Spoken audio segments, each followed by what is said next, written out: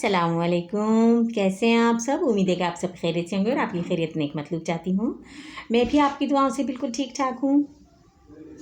आज जो हम मोरल स्टोरी आपके लिए लेकर हाजिर हुए हैं, उस स्टोरी का नाम है मेहनत की अज़मत। तो चलिए आइए बग़ैर टाइम ज़ाया किए कहानी का आगाज़ करते हैं। कफ़ाल शाशी एक माहिर फ़न लोहार थे। जो चीज़ बनाते नादिर व नायाब लोग इनकी मसनूआत महंगे से महंगे दामों ख़रीदते और फ़ख्र से अपने घरों में सजाते। अपने शहर ही नहीं मुल्क में लोहे का सामान बनाने में उनका कोई सानी नहीं था। यहाँ तक कि बादशाह वक्त को भी जब कोई उम्दा चीज़ बनवानी होती तो वो कफ़ाल शाशी की खिदमत हासिल करता। यही वजह थी कि कफ़ाल शाशी अपने फ़न पर बेहद नाज़ा थे। लेकिन एक दिन इनके फ़ख्र व नाज का महल अचानक ज़मीन पर आ गिरा। एक रोज़ उन्होंने अपना तैयार करदा एक बेहतरीन संदूक बादशाह की खिदमत में हाजिर किया। बादशाह को संदूक बहुत पसंद आया। वो रह रह कर संदूक को देखता और कफ़ाल शाशी के हुनरमंदी और उनकी फ़न की तारीफ़ करता। तारीफ़ का यह सिलसिला जारी था कि दरबार में एक ऐसा शख्स आया कि जिसे देखकर बादशाह संदूक और शाशी को भूल भाल कर तख्त पर खड़ा हो गया।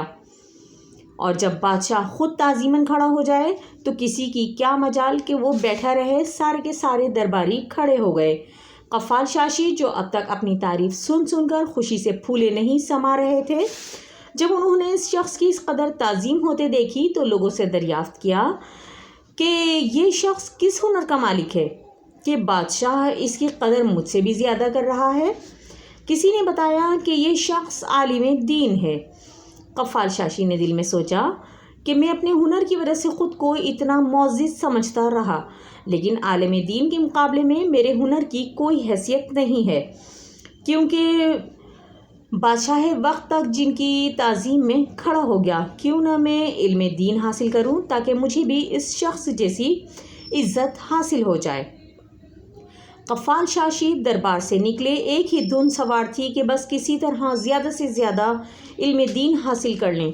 चुनांचे सीधे एक आलिम दीन के पास पहुँचे और आलिम दीन के पास पहुंचकर उनके शागिर्द हो गए। अब वो थे और किताबें थीं और दुनिया व माफिया से बेखबर वो हर वक्त मुताल्ला कुतुब में मशगूल रहते थे। इसी तरह पूरा साल गुजर गया। साल पूरा होने पर उन्होंने अपनी अहलियत का जायज़ा लिया तो उन्हें बहुत ही कम इल्म हासिल हुआ था। ये जानकर उन्हें बहुत अफसोस हुआ। इतना अफसोस कि जी छोड़ बैठे और अपने दिल में ये सोचकर पढ़ाई का सिलसिला मुनक़ता कर दिया कि मैं नहीं पढ़ सकता हूँ। लेकिन अब सवाल ये था कि करें तो क्या करें।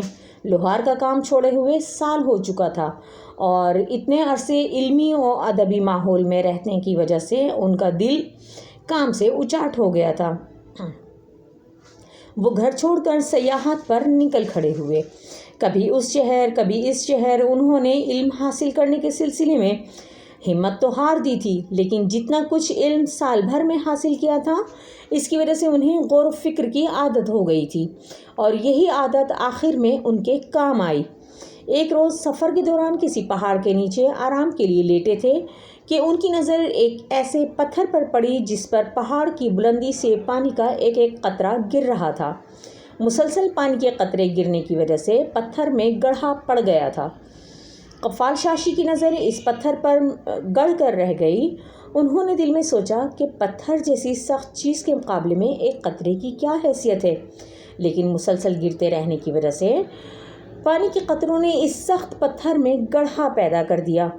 तो क्या मेरा दिलो दिमाग पत्थर से भी ज़्यादा सख्त और इल्म की क़ुव्वत पानी के कतरों से भी कमतर है जो मुझ में नहीं समा पा रहा?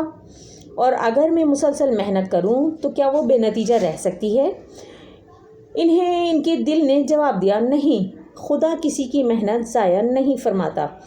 मेहनत हर कामयाबी की कुंजी है।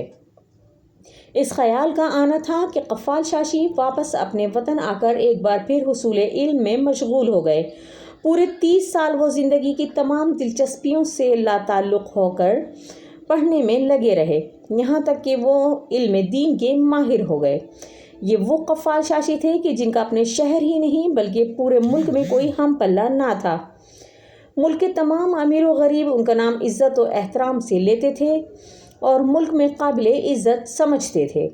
علامہ غفار شاشی کو یہ شہرت، یہ ناموری محنت کی برکت سے ہی حاصل ہوئی۔ واقعی اللہ کسی کی محنت کو ضائع نہیں فرماتا۔ سچ ہے کہ کوئی ایسی مشکل نہیں جس پر انسان آسانی سے قابو نہ پا سکے، بس انسان کو ہمت نہیں ہارنی چاہیے۔ امید ہے کہ آج کی کہانی آپ کو پسند آئی ہوگی۔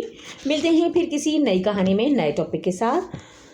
تب تک کے لیے مجھے دیجیے اجازت، لیکن چلتے چلتے ایک چھوٹی سی اچھی بات کہ برائیوں سے پرہیز کرنا نیکیاں کمانے سے بہتر ہے۔ ملتے ہیں پھر کسی نئی کہانی میں نئے ٹاپک کے ساتھ۔ تب تک کے لیے اپنا اور اپنے پیاروں کا ڈھیر سارا خیال رکھیے گا اور مجھے دیجیے اجازت۔ اللہ حافظ۔